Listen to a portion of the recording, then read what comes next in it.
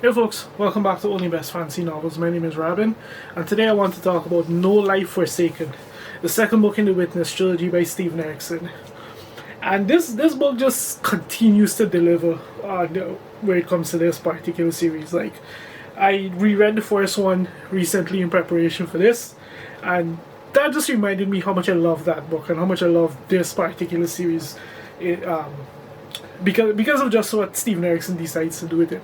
Like, this series reads almost like a direct sequel to Malazan Book of the Fallen, and it's a series that's focused on Carcer Erlang, but the way that Erikson does it is just so interesting. Like, we don't the books are more concentrated on examining the ramifications of Carcer Erlang than on the consequences, on what's being left in his wake, as opposed to the entity himself. And that's what was done with the first book, and this book just absolutely continues that pattern. So what is this particular book about? In this one, we follow Hymus Ironfall when he arrives at a particular city, which I won't name. All I'll say about this city is that it's interestingly located, and Ironfall arrives with his Marines just in time for a sequence of events to play out. And this sequence of events, it surrounds. There's so much that's popping off at the same time. There's the emergence of a cult. There's the potential return of a goddess, and also there's vendettas that need to be settled in true Malazan fashion. So there's a lot that's going to happen in this book, and you can bet that the body count is going to be high. So that's all I'll say about this book in a nutshell, in terms of what exactly happens, because this book was just entertaining. Like, this was a Malazan adventure in all the best ways possible. And what do I mean by that? Of course, first and foremost, their characters. Like, Erikson just has a talent for creating just absolutely memorable characters. It can be years after you've read these people and they'll absolutely stick in your mind.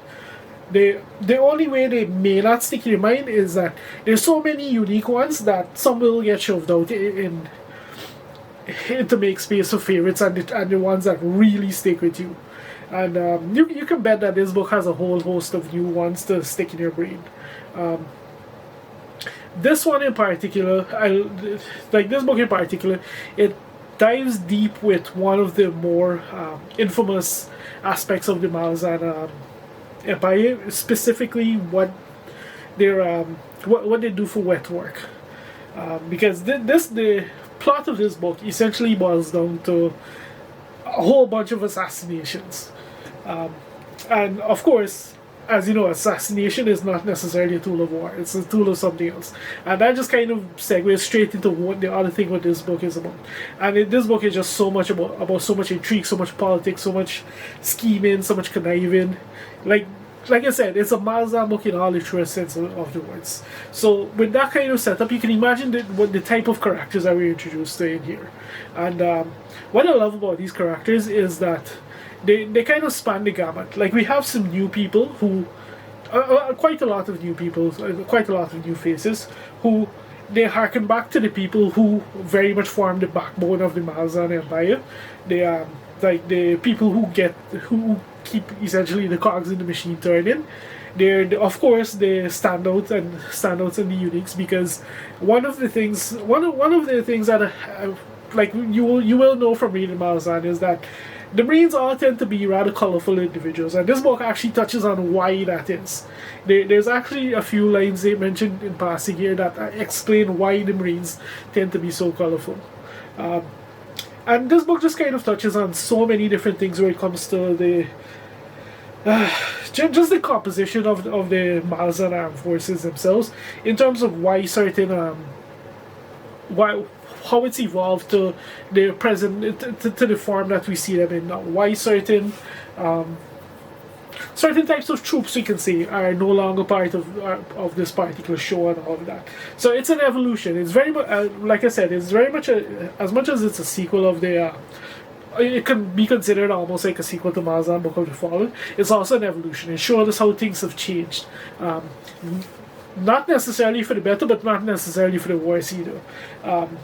Like things have gone in some very exciting directions, and because of that, they it and because of that, like the books themselves, these books in particular, these two books in particular, have been that much more exciting to read, and it's all fleshed around these characters. Like if these characters did not stand out as well as they did, I don't think these books would not hit as hard as they do. Not with me, at least.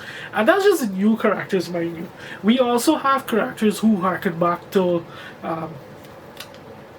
events in one of the early books. I won't say which, because all I will say is that among the early books that people tend to talk about as their favorite ones, this one draws heavily on one of those favorite books. It's almost like a direct sequel in some senses, in terms of how we see how things have changed a couple years down the line with that particular segue. So I know for a fact many characters who name dropped in here are favorites, so of the community and that kind of thing. So like the characters absolutely shine when it comes to this book. And then of course there's Erikson's writing with all the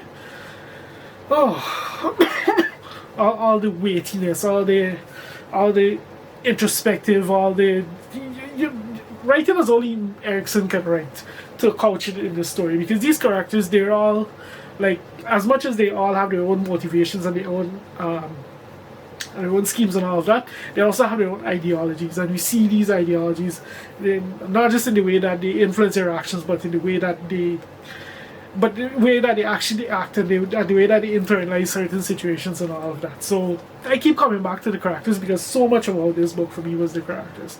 And that's not throwing shade at the plot, because the plot itself is also just really gripping from start to finish. Like this is a story that essentially takes place in one city, and we see the city undergo like a convergence. There's no other way to put it. It is a convergence, because so many crazy different things happen in this city with so many different characters, so many different forces in play. Like this is just a wild book. Like this book reminds me of some of the best of the Malazan Book of the Fallen stories. So yeah, that's all I'll say about the plot. And what else is there to say, really? Like, you know, this book is Erikson doing what he does best, is the simplest way to put it. So did I enjoy this? What do you think after hearing all of that? It's just a banger of a book, just an absolute banger of a book. There's so much I want to talk about, but this is definitely one of those books I think I would want to reread before I even begin to really delve into some of the things that Erikson touches on in here. Because there's some very weighty ideas and kind of themes and stuff he plays with, especially when it comes to certain characters and the way that we see them evolve, and evolve in the sense of how they've turned out since the events of Book of the Fallen, and just the weight that the weight of their history has kind of changed them, and that toll that it's taken on them, not just on the people, but on this setting as a whole and all of that. Like there's quite a lot to think about here, and Erikson very much brings it. There's things in here that topics that he touches on, that when you read these things, it's not a big leap for you to easily imagine real world scenarios that we're living in, especially in recent years, that just so absolutely match some of the scenarios that these characters face in here. So, like the best of Erikson's books, it gives you just so much food to thought, all wrapped in just an incredible story with just a banger of a cast of characters to go with it. So yeah, like if you enjoyed The God Is Not Willing, there's absolutely no way you can't enjoy No Life Forsaken. If I can't even decide which one of them I liked more, like, because this book was wild. I finished reading this book last night, and I already want to reread this book. Like I can tell I'm already going to reread this series when the third one comes along eventually. So yeah, just an excellent entry into this series. I'm very excited to see where this what's going to happen in the third book, because things have been building. Like we between the two books, we've been introduced to quite a lot of different elements, and I'm really hoping that that third book really brings it home in some of the best ways possible. Because like I said, this trilogy is very much about Long, and with the things that have been teased about him, especially with what's going on with the for lack of a better term, the magic system in here with the Warrens and these kind of things. Like, I'm very excited to see where this is all going. Very, very excited. Yeah, like, this book just made me want to reread Malazan Book of the Fallen that much sooner. So, yeah, honestly, I think that's all I'm going to say about this at this point. Very exciting stuff. This is just Steven Erikson at his very best. If you've made it this far into the video, thank you very much for watching, and I'll see you next time.